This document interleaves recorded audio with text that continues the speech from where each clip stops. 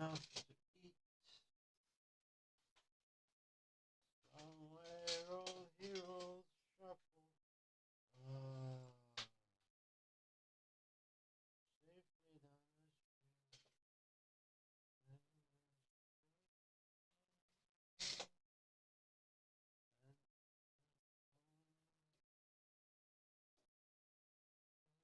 street.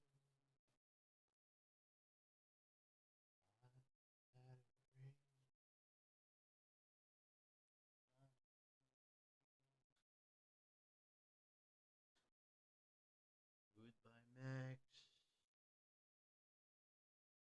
Goodbye, Mark. After the service, when you're walking slowly to the car, and the still wearing hair shines in a cold November air. Your touch. No, you shouldn't mess with this song. This song is holy. I declare this song holy. No one shall fuck with this song. Or Pink Floyd in general. Why is Bill Gates trending? Oh yeah, yeah, compatriatre. Okay, hit me up. Should we listen to this again? Emotional. Hmm. Uncle Ted.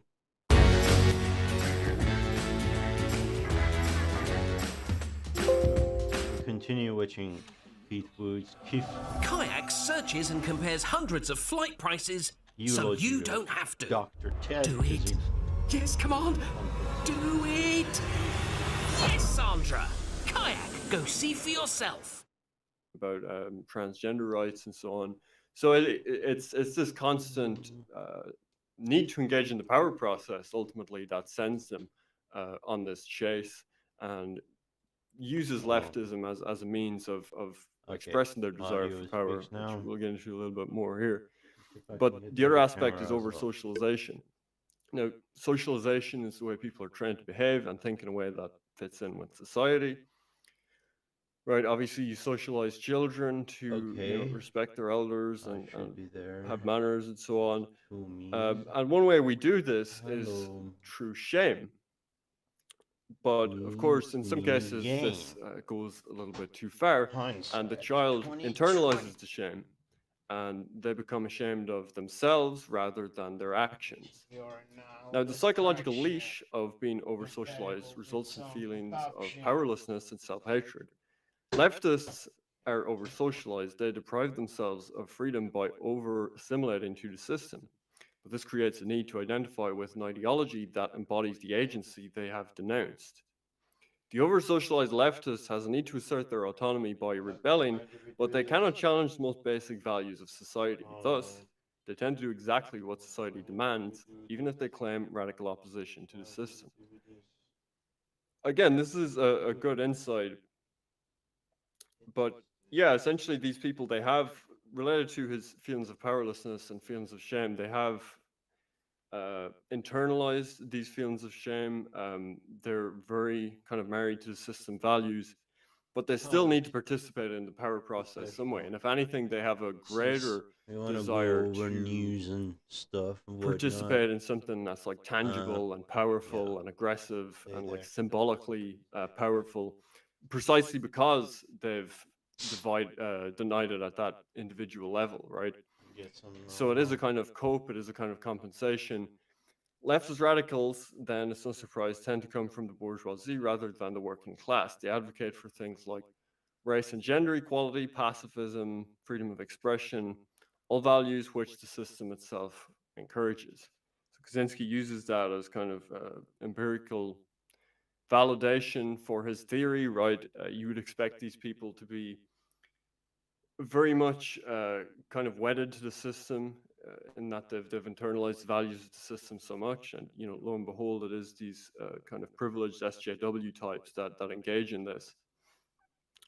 His insight about their feelings of superiority over the groups they advocate for is interesting as well. I'll get into that a little bit in a couple of slides, right? But basically, they secretly or maybe subconsciously see some of these groups that they're advocating for as inferior, even if they would never admit it. They maybe see some of these racial groups they advocate for as less intelligent and so on, but that's actually why they advocate for them, even though they'll claim equality. They're identifying with the inferiority, and they kind of want to act out against the norms or values that would enforce that distinction, right? Even though they kind of know it on a deep level. People are spamming in the chat. JF Gary Epi. JF can do responses. I'll watch it, and I might do response to him as well. But if you're just gonna like spam my chat, people should just you should just ban people. Honestly, I give free rein to ban whoever you want. My Okay, mod. what do you got, kid? So this is the system's neatest trick. Because leftists are too over-socialized to really challenge the values of the system, most leftist demands are simply demanding the system be true to its own values. For example, the system doesn't want religion, racism, or other prejudices to get in the way of assimilating new workers into the techno-industrial system. And all leftists do actually is make the desire for equality explicit, and they work to realize it through their pseudo-rebellion. Many leftists push for affirmative action, for moving black people into high prestige jobs, for improved education in black schools and more money for such schools. The way of life of the black underclass they regard as a social disgrace. They want to integrate the black man into the system, make him a business executive, a lawyer, a scientist, just like upper middle class white people. Achieving total political control through revolution and dismantling technological society is incompatible, since this kind of political control is only possible with technology. Due to leftist psychology, they could not be trusted to dismantle the system, even if they did gain control. Now, obviously, there's plenty of examples of this today, and since Ted wrote this, I mean, this is just kind of a common thing on the right now, right, and even in the center, to point out how the left kind of reinforces the values of the oligarchs, right? And it is the ridiculousness of the SJWs claiming that capitalist oligarchs are somehow like conservative, like stuffy Christians that want like some kind of fascist, closed borders dictatorship. And so they go out and they advocate for equality, and they advocate for absolute feminism, where women can be in the workplace, and open borders, where there'll be masses of migrants. Twitter roll. Why so green, Mutiny? Why so green? Oh, that's nigga. Life is hard. Some people, they ask me, why am I so generous? Why am I so charitable? And my response to that is I want unequivocal justification before going nuclear. Okay? Like, I don't want there to be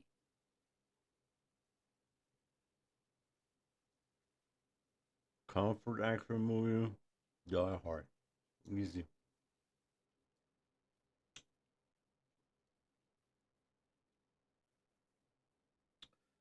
Okay. Pearl Jam. The 10.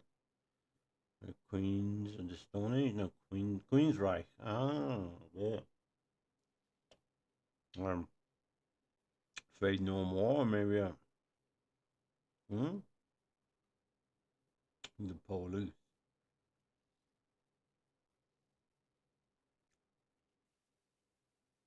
Let's participate just for the fun of it, as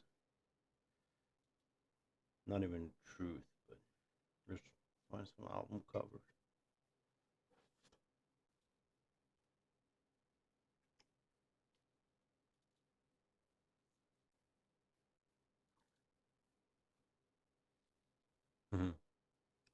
Yeah.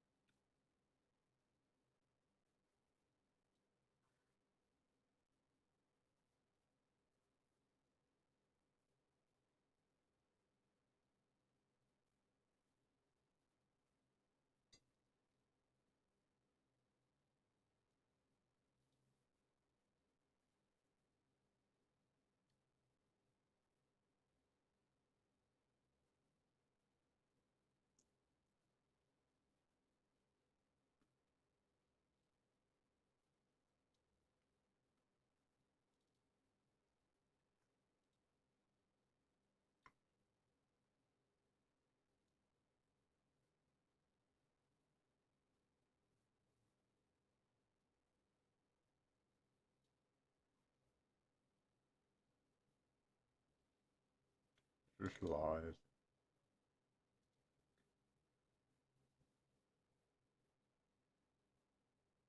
I don't listen to this. Oh, Autumn Baby in itself is a mess. Okay, okay.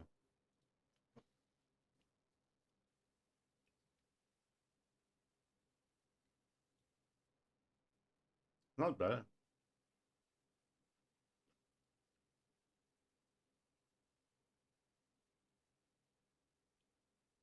Hmm. You did participate. Here's your trophy. Mojito Hype. Go have it.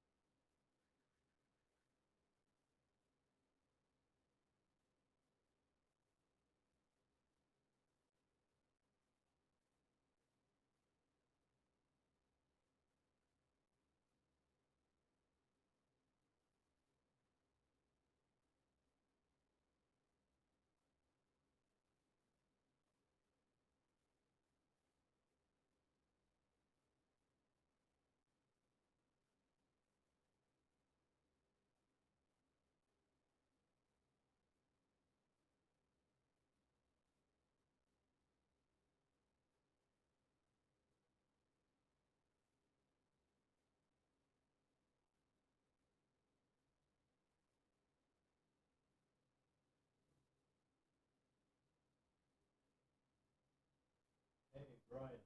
Hi. How are you? Brian, I'm streaming right now. Would you like to join? I can create a stream yard. Would you like to do an interview? You don't have to show your face. You can change your voice if you want. You have to just talk about. We're gonna talk about the war, the history of the chat, and then I will make a video for that. So I will say, then I will upload it to the broadcast. Would you like it? Or would you like to? Can I interview you, Mr. Brian? Yes or no? Hold on. Tell me.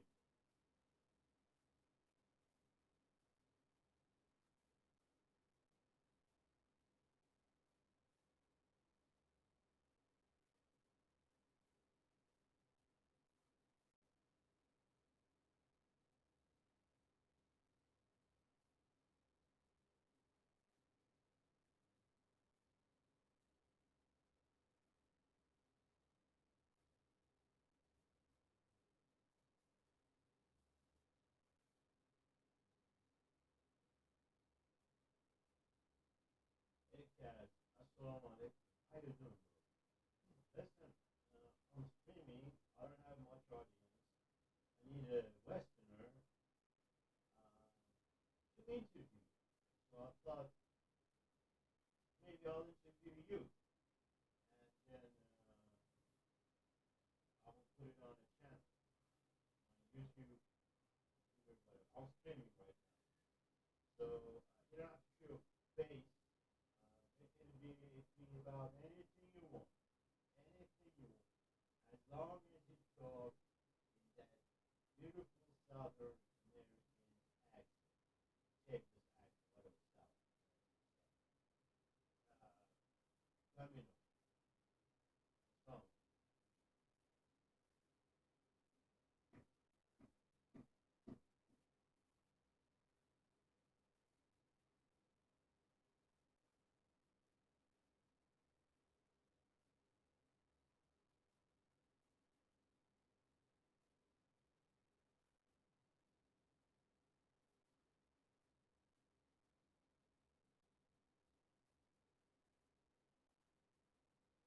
Hey, how you doing, Pat? Listen, I may come back very soon. I'm looking for somebody to interview. I'm streaming right now, and I need a Westerner guy. I need a white guy, Pat. I need a white guy to interview. Anything you want, I will upload it to my channel. Or a series. Or a series. I will interview. Okay? I will interview you. Okay? If you like. No.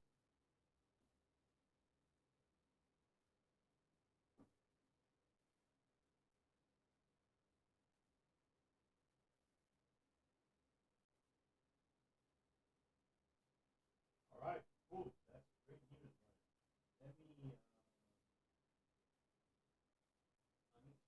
to restart the StreamYard. I will send you the link now. Yeah, it has to be StreamYard. Hold on one second.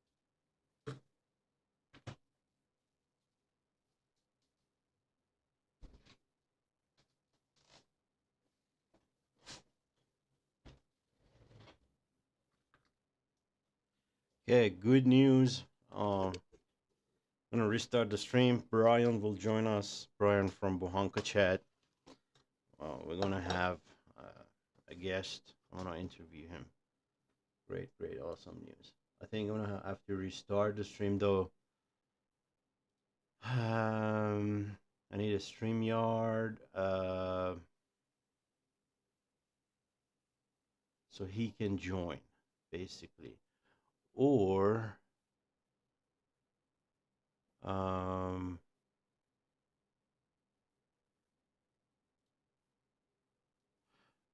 actually, I have a great idea, Brian. I'm streaming right now, and hey, hold on, I will call you, and we'll do this on Telegram, live right now. I will open a chat in Buhanka Chat. Please join.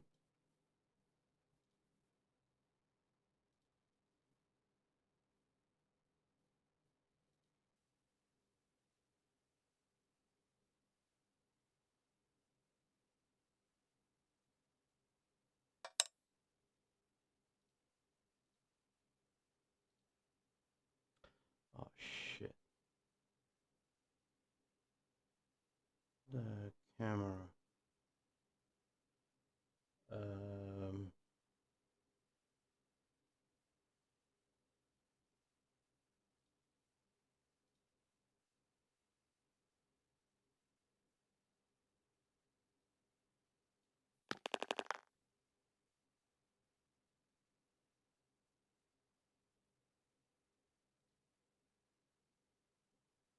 share screen. Uh,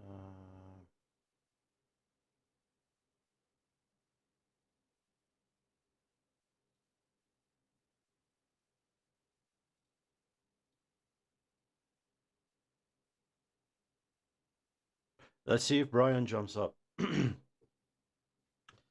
And my camera, he won't be able to see me here, but I think he shall be able to see this stream um, on YouTube, or later I can create a StreamYard, or he doesn't even want to do it. Let me see. Mm, give me until tomorrow. My daughter is a handful now. I will definitely give you the interview. It's good to have a more nuanced discussion about the war. I absolutely agree, Brian. It is very important to be very nuanced. Um, God bless. Go take care of your family, and I will see you tomorrow. I will interview you tomorrow. God bless. See you around. Okay, so Brian is busy at the moment. We'll keep this on just in case. Just in case anybody wants to join, really. What is this except a socializing tool mm, with other human beings? It's not that I have anything like the answers to the universe to offer to anybody, and millions of people should listen to me. No, I'm not saying that. I'm just mm, we are looking for that human connection. Now it's on the internet mostly, and there is the word. There is a word for the other one, which is To IRL. But lower anyway, wages and anyway. among the native So workforce, and they see this as rebellion. Uncle And Ted, Kaczynski's claim is back simply that Keith, all of these forms of pseudo rebellion, they're basically based on bang integrating screaming. people more deeply into the technological system, right? The leftist wants to enforce human rights, they want to enforce equality, they don't want any corner of the world to have backward, bigoted beliefs that deny LGBT people or other minorities their rights. And so, in this push for equality, this this sort of noble push for fairness and justice, what they're actually pushing for is to break down these divisions, these barriers that exist for the oligarchs, to turn everyone into kind of Western consumer that can work long hours and purchase the junk that the technological system produces. And they never stop to question if this is a real rebellion against the system, because, of course, they've deeply internalized these values. Mm. He also writes against conservatism pretty briefly. He mostly focuses on leftist The psychology, but he's also scathing of of all conservatives. He apps says the conservatives are connects fools. everything. They whine about the decay of traditional Connect values, yet they Twitter, enthusiastically support technological Telegram, progress and economic growth. share Apparently, the it never voice. occurs to them that you can't make rapid, drastic changes in the technology and the economy of the society without causing rapid Mm. changes in all other aspects of the Okay. society as well. Interesting. And that such Very rapid interesting. changes inevitably break down traditional That is values. awesome. I don't think I need to get too much into that. Obviously, you can While listening to Ted. think of ample examples, right? A conservative that supports technological progress, and you can think of the revolutionary effects of things like technological advances like birth control and so on. And of course, his final conclusion is the anti tech revolution, right? He advocates an immediate revolution against the system. The more the system grows, the greater will One, be the two, three, destruction brought test. about One, by an two, eventual three, collapse. test. We One, can't two, three, embrace test. One, two, accelerationism three, because the test. end technology is One accelerating in. towards is One, two, actually the end of our three. One, species two, and the three, irreversible test. One, destruction of two, the three. biosphere. Vocal This remover. isn't really in the manifesto, but he wrote about this in other writings. He believes that we're inevitably heading to a Wow. future where humans themselves are replaced by machines and we become surplus to requirements. Huh. And so any Interesting. arguments about reform or about accelerationism, they're kind of made moot. But I mean, it's like you Mm. want to accelerate and you think that will bring about the collapse of the system, but actually what Mm. you're accelerating Yeah. towards is people being totally replaced by Hey, robots, and Michael. then there's no future for us, right?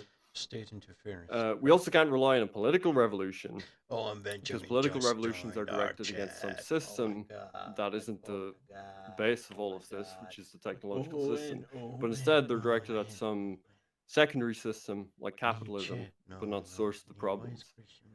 Oh, And the other aspect of bad. it is if leftists got You're control back again. because of their psychology, if this was a Marxist revolution or something, because of their psychology, they couldn't be trusted to Hey, babe. use any of What's this up? for good means or to Oh, reform it oh. because Do I they're know so you? power hungry, they're so Donuts, spiteful Penny. that if they were the ones in Your charge, banners. they would just throw away all Don't their you want principles and just use the want power to for their own ends and to calibrate? destroy their enemies You know, to gain greater power and influence for themselves.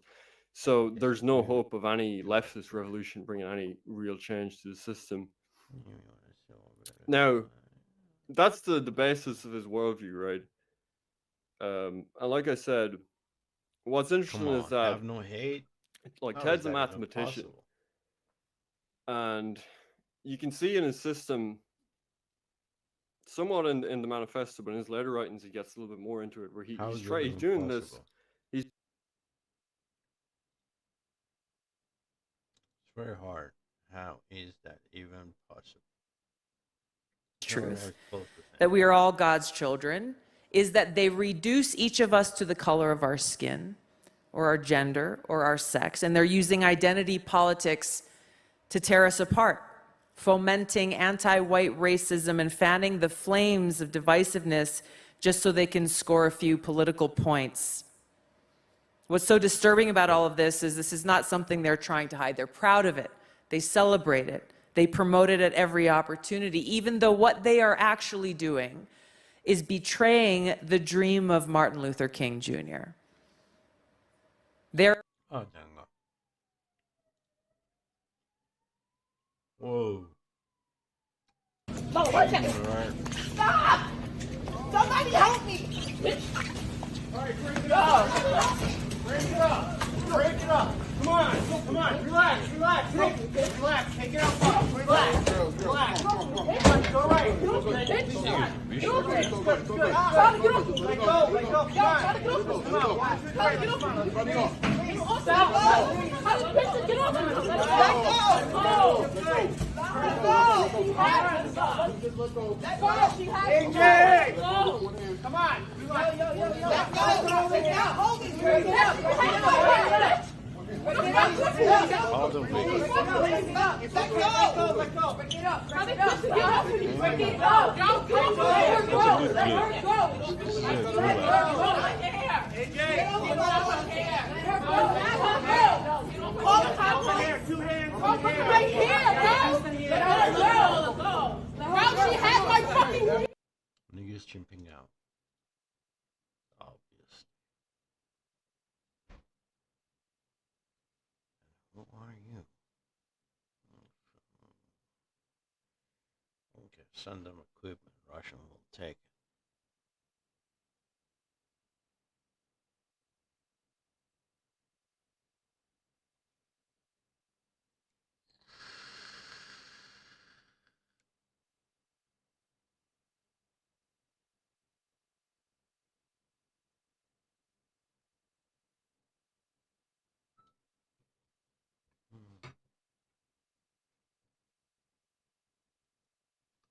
Sigma Mail.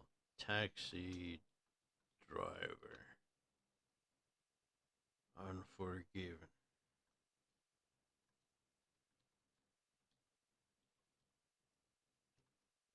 And what's a Sigma movie? Sigma Mail, like Eastern Promises? Just comes to mind. Just for no reason. Just came to mind. Was all. God.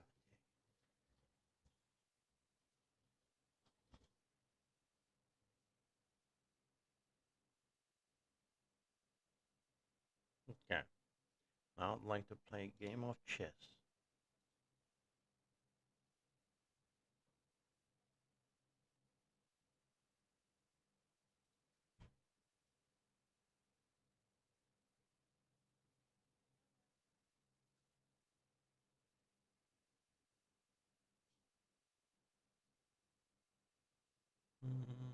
Or we should listen to Giorgiani. Has this seamless fusion of the organic with the technological. And it's an aesthetic that I was deeply influenced by, and that, in a way I'm attempting to forward in my own project, and that I make references to in Artemis Unveiled when I describe the world of the, Promethean utopia. But at the same time, I don't think you'd be ready to smash the nice-looking columns with the little bits of nature on top. Like those curving lines that almost seems like a combination of nature and kind of a human, or maybe, in your opinion, inhuman order. Because I'm like smashing any art, okay? I'm against any kind of smashing of any art. I know that, but you know what I'm getting to, right? Look, it's an important point, because see, history is important. You should never try to erase the past. Okay, I mean, even if it's a past you detest, right? Like, you know, these megalithic structures that I'm talking about. You know, I would be the last person to say we should demolish them or something, or you know, no. I mean, here's where I really disagree with you know, FT Marinetti. I respect a lot about his futurism, but I really don't agree that we should go into the museums and basically destroy all these great artworks and sculptures and so forth of the past. We should keep them as reminders of the progress that we've made since, and as something that basically allows us to become more conscious of the way in which our perception and creative capacity has evolved.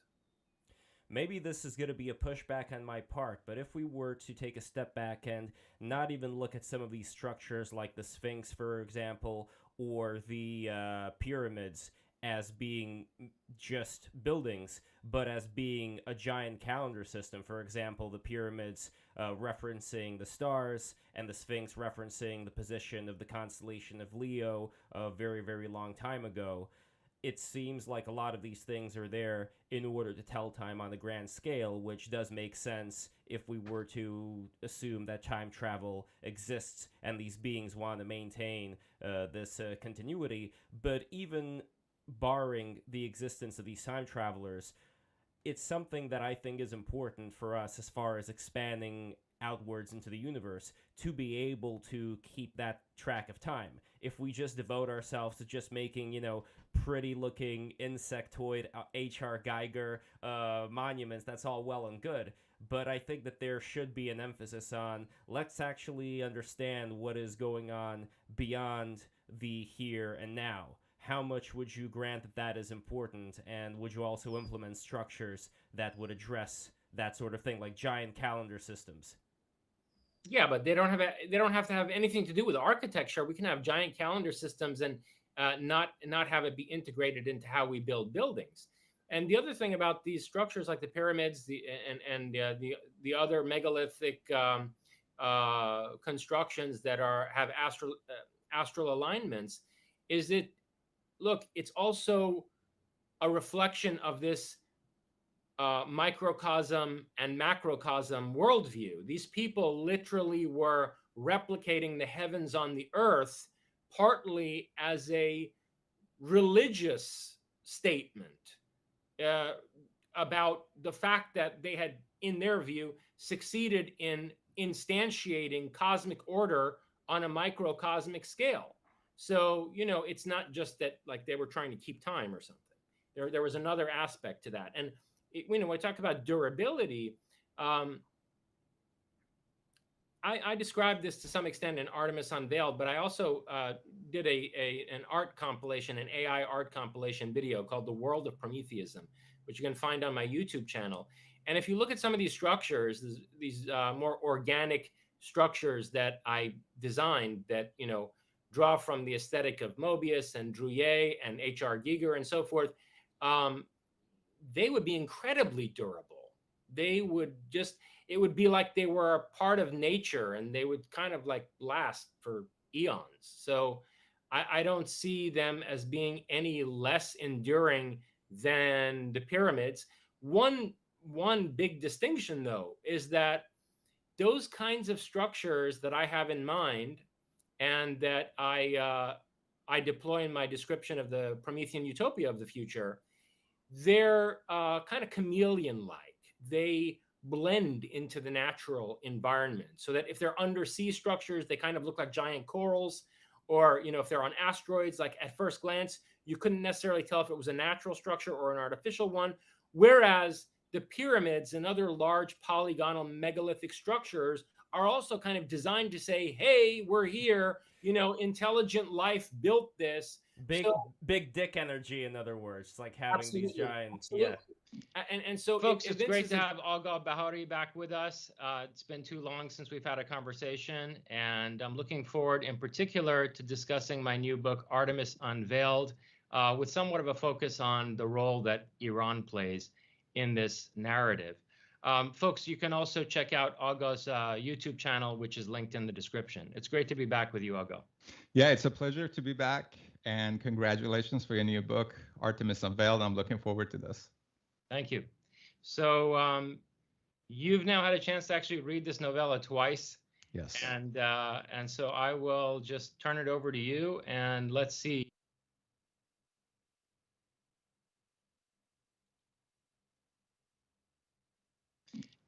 Folks, it's great to have Agha Bahari back with us. So that's a good question. I mean, I wrote 2 sci-fi novels, Faustian Futurist and Uberman, which have a more conventional structure with a plot and protagonists and dialogue and so on and so forth. Artemis Unveiled has kind of the length of a novella, of, you know, like a short novel, longer than a short story, shorter than a novel. But it's more really a kind of utopian philosophical treatise than it is a work of fiction. It's part prediction, part I would say disclosure or revelation, and part prescription. So what I really wanted to do in this book was to present in somewhat more tangible terms my vision of what a Promethean society might actually look like.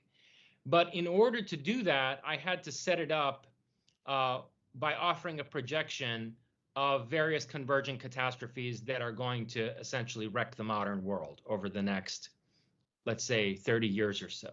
Because otherwise, the vision that I have of this Promethean society would be utterly incredible. So, you know, there'd be no way to plausibly project how we would get from the current society that we have to something like what I envision without taking into account the radical transformation of the world that I think is going to take place due to various convergent catastrophes that I predict and depict in this narrative. So ultimately, to answer your question, I would say more it's a kind of utopian philosophical treatise that is packaged or framed as a novella, and that also therefore offers a platform for making certain predictions, which is a bit of a dangerous game, but in any case. Yeah, right out of your book, I think this summarized what you said correctly, that a truth with the aura of something so long suppressed as a catastrophic danger to society that its putative disclosure was lent the weight of revelation. But again, as you said yourself, to speak the truth and shoot well with arrows, that is Persian virtue, which I think is completely aligned with most of what we're going to talk today, which is the role of Iran and Persia, and how this, and your book, you know, also came to my mind that it's kind of Dr. Giorgiani's hero's journey, that you came from a background that is deeply rooted in Iran, even though you were not raised in Iran, and you went through your journey, and now you're coming back, giving back something to Iran that belongs to Iran. It just seems to be forgotten. So let's get right to that with a quote that I also mentioned in our previous conversation from one of our conversations on New Human Podcast, that you said, no country is more Promethean in its foundation than Iran. Yeah, well, I mean, I've argued, beginning in Prometheus and Atlas, actually, beginning with my very first book, where I introduced the archetype of Prometheus as sort of the spiritual force of technological science as it unfolds throughout history and reshapes all societies on the globe. When I introduced the archetype of Prometheus in that book, I began immediately to make the argument that this was an icon, let's say an icon that really only began to have significant influence over Greek culture and by extension Western civilization due to the Persian colonization of Greece. So in Prometheus and Atlas, I show how the radical transformation of Greek society by the Persian colonization of Ionia and through the Persian wars with Athens is what actually transformed Greek society in the period of Aeschylus to appreciate the archetype of Prometheus, which is the archetype of a Titan who stands in opposition to the entire pantheon of the Greek culture. And this deity, Prometheus, has in a more anthropomorphic form all of the qualities of Ahura Mazda. So, for example, the word Promethea, or forethought, that's at the core of the name of Prometheus, is identical to the idea of Sepanta Aminu, or the progressive mentality, which is the defining quality of Zarathustra. And then, of course, you have the association with fire, right? I mean, Prometheus steals fire, which is emblematic both of the light of science and the fire of the forge of technology, and brings it as a gift for the sake of human empowerment, right? So that humans can stand on their own 2 feet and not be subservient to the gods. Well, the eternal, ever-burning fire is the principal symbol of the religion of Zarathustra. And in Zarathustra's teachings, what the fire stands for is Asha, or cosmic order, what the Greeks call logos. And in fact, you can see very clearly how this idea entered, the Western world via Greece due to Iranian influence, particularly on Heraclitus. In the work of Heraclitus of Ephesus, Heraclitus uses fire as the metaphor for cosmic order, fire ever changing its forms. This cosmos was neither by any god nor man made, it's fire ever changing its forms, right? And he repeatedly uses this metaphor. Well, Heraclitus of Ephesus was invited by Darius the Great to come be the court philosopher of the Persian Empire. So clearly he was recognized by the Magi as someone who had an Iranian way of thinking. And it's through him that, fire basically makes its way from the homeland of Zarathustra to, basically the cradle of the Promethean West.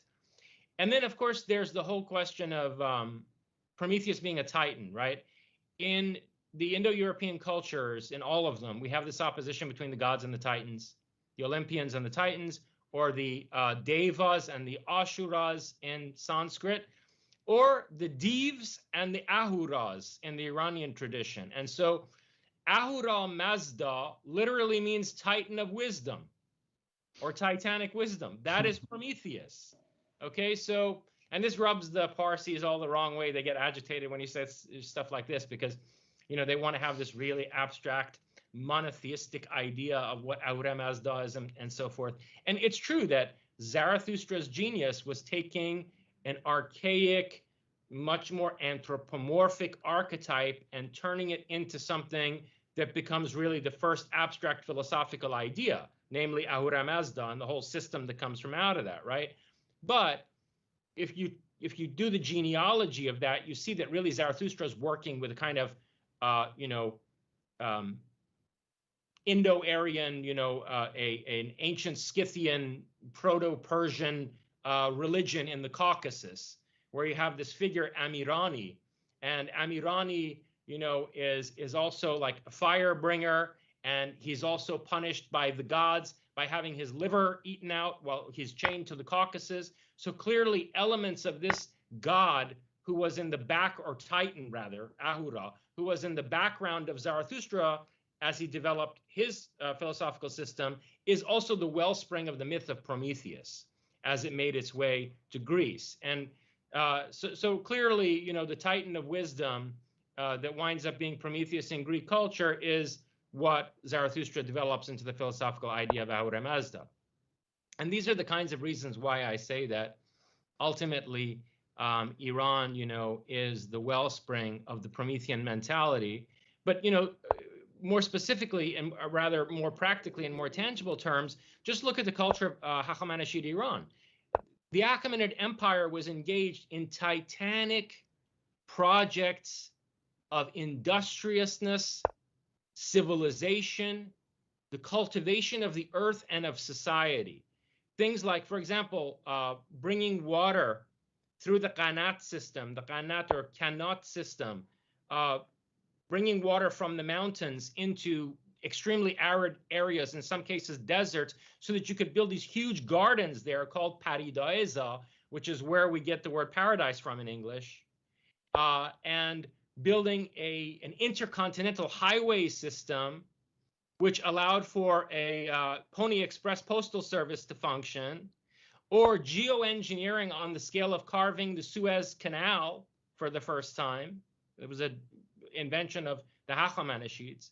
These are all Promethean projects that show you the value of technology for this culture, and the belief that's at the core of Zarathustra's teaching that it is our duty to modify the world and to basically act as agents of the creator in the completion of the creation, which from a Judeo-Christian or Muslim perspective is satanic, but it's at the core of Zarathustra's worldview, and it's proto-Promethean. Very interesting. Basically, what you describe is the origin of futurism, which goes back to Iran, as Zarathustra's gospel, as a Promethean guide and gospel symbolized by the eternal fire. Exactly. So every culture before the Persians, and by the way, I'm not the first person to say this. Hegel, go read Hegel's Philosophy of History. Hegel says the Persians began world history. There was no world history before the Persians. And he has a very, now these days, this is not a popular view of history. It's considered very colonialist, very chauvinistic, right? But Hegel has this classic view of, history with going from the Greeks to the Romans to the Germans, and who are the great standard bearers of the forward march of history. Hegel was the great theoretician of progress in the sense of a teleological, goal-directed forward development of humanity over the course of history, right?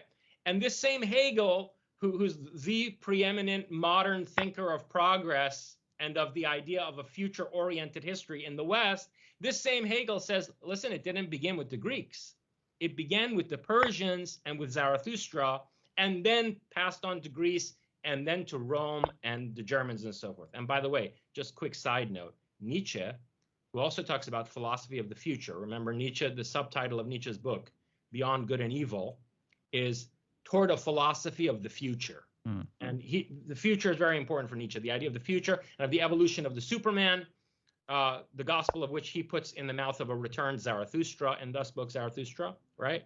And Nietzsche had said it shouldn't have been the Romans who inherited the Greek intellectual legacy. It should have gone back to the Persians. And the Persians, rather than the Romans, should have been the ones to carry it forward. Anyway, so Hegel and Zarathustra and the idea of the future. If you look in the world of Zarathustra, right? The world that Zarathustra came into, every culture on earth, from the Greeks to the Indians to, I don't know, the Chinese and the Mayans, all had a cyclical view of, I don't even want to call it history. I mean, they did not have history. This is Hegel's point. They had a cyclical view of time. And, that was modeled obviously on the seasons. And so they believed that there wasn't any progress over the course of time, and that the gods were an order of being above humanity, and they had certain abilities that we don't have, and our position with respect to them is eternal. And at best what happens is that society degrades over time from like a golden age to a dark age, golden age, silver age, bronze age, and then a dark age. And then after this cycle of decline, the cycle begins over again with a new golden age, through the gods basically returning to the earth and setting things in order. And you see this in the Sanskrit texts, and you see it in like Hesiod and archaic Greek culture. Zarathustra is the first person to come and posit a teleological, forward-oriented view of history as progress, driven by Sepanto Aminu, the progressive mentality of Ahura Mazda, the Titan of wisdom. And the end goal, the telos of this teleological history, is something called the Freshgard. And Freshgard means basically the root of that word is the same as where we get fresh from in English. Freshgard means the refreshening of the world, or the radical transformation of all life to achieve a state of perfection. It's an alchemical metaphor where he envisions basically the whole earth being covered in molten metal, the metal of the forge, and the world that comes from out of that apocalyptic transformation is a world that perfectly instantiates Fravashis or Farvahars. So Fravashis or Farvahars are like spiritual or transcendental archetypes of things and people.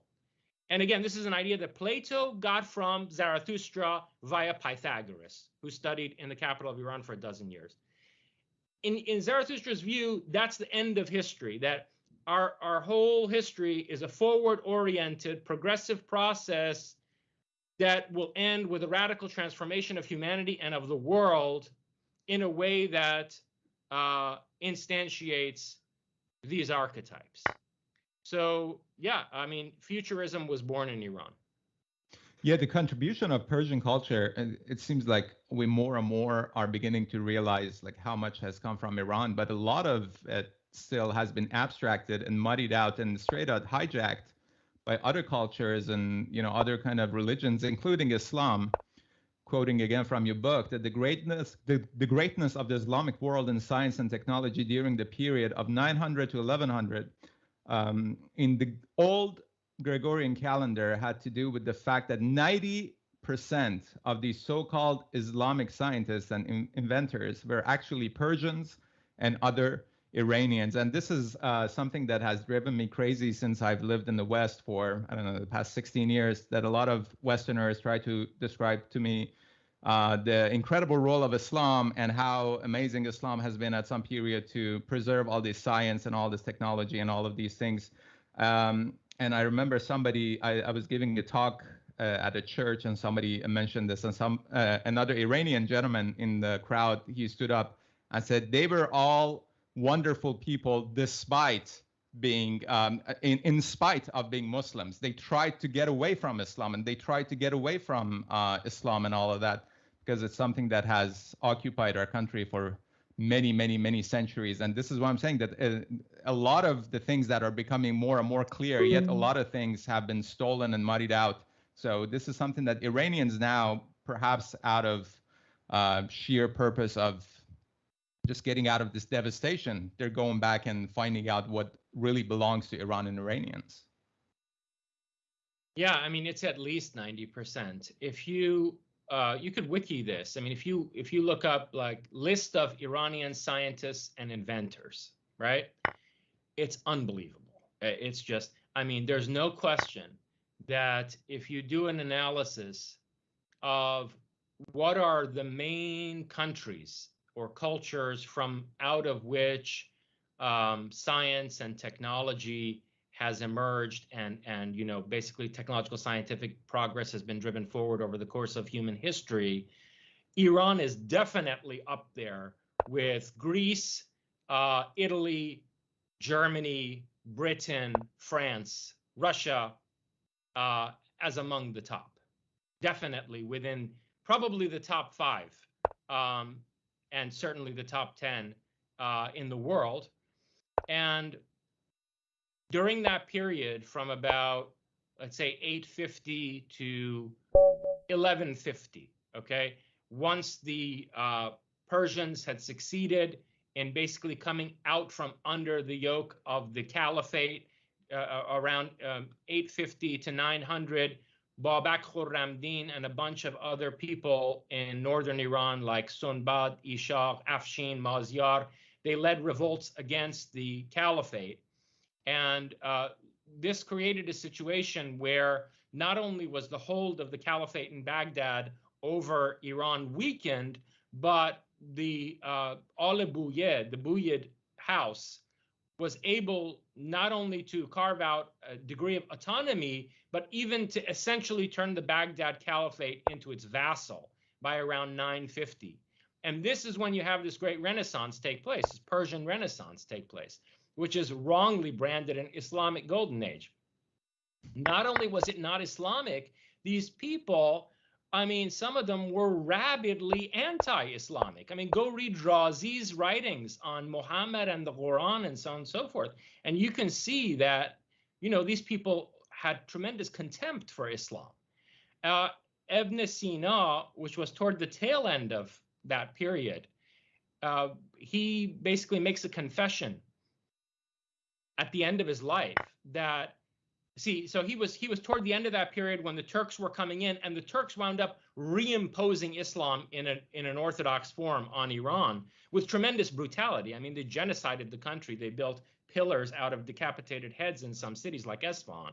And as the Turks were starting to come in and so forth, and there was this danger of the reinstitutionalization of Islam, Ibn Sina, or Avicenna as he's known in the West, confesses that he had to compromise his intellectual integrity for much of his life out of fear of what the clerics would say, and that he engaged in a lot of, noble lies, as it were, in his writings.